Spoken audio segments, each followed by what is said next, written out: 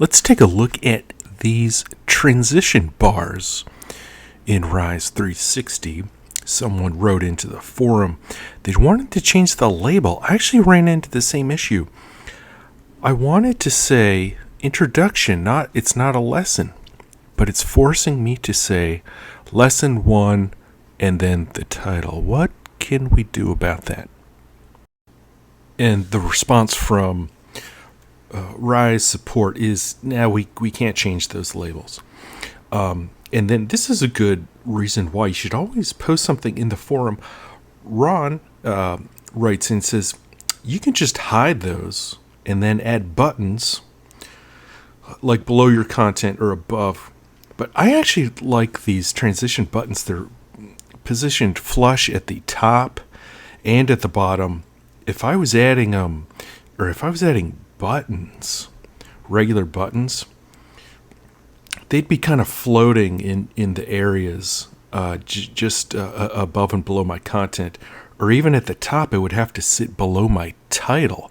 But I don't like that. I like the position of those transition bars. They're like previous and next buttons if you're familiar with slide based learning like PowerPoint or Storyline.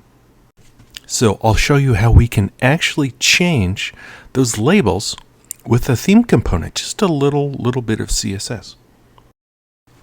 First, what I need to do is open my debugger here, and I'm just going to find my selector. What is this element called? So Rise seems to call this lesson navigation, and the lesson nav link, according to their HTML, that's what we're going to hook onto as I build my selector. And I can see, just with my debugger, I can actually see how they're styling it. I'm going to copy this this selector. They've already set up. I'm just borrowing it from their CSS. But the one thing that makes this unique, each of the buttons unique, is the href, like what it's actually linking to. We can actually use that link as the selector to make these all unique, because I don't want to change the same label for all of them. I just want to change it for this first button link. So I just copied that href with the link, and now I'm going to rebuild my style here. And this is pretty advanced. I probably won't cover this in my 101 course on theme design and CSS.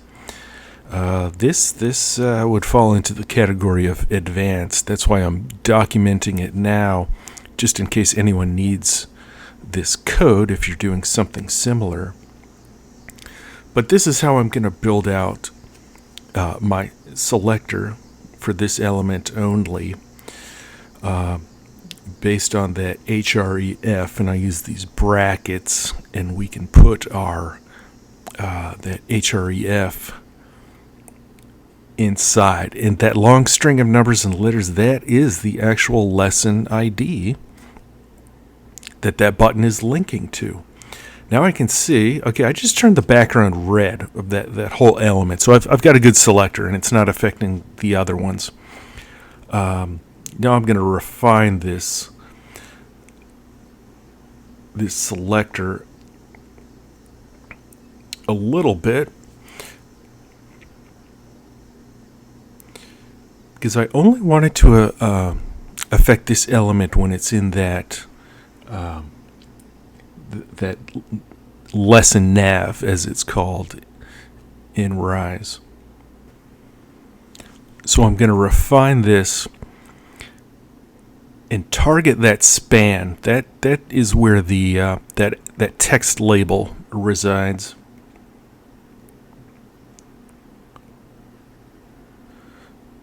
So you see my selector, it changed the style a little bit of that background red. So now I know I'm targeting just that specific label. And what I can do, this is kind of a sneaky trick in CSS. Since I don't have access to the underlying HTML, I can simply write a sneaky style. It changes the font size to 0 so you can't see it. Used to be 13 or 14 pixels, something like that. Now I'm going to borrow my same selector. I know it's a good selector, nice and specific. And I'm going to add a pseudo element, which is really just kind of like a fake element I'm adding. Rise uses this in several places throughout their UI. I'm just going to use it to rename this label. And I can put any kind of text in there I want, but it's still inheriting that font size 0. All I have to do is reset it to whatever font size I want. I forgot to check what that was. It was something small. But okay, so let's reset to a decent font size. And there we go, introduction. That's all I wanted to change that label. I'll be posting the final 2 lines of CSS I ended up with in the description of this YouTube video.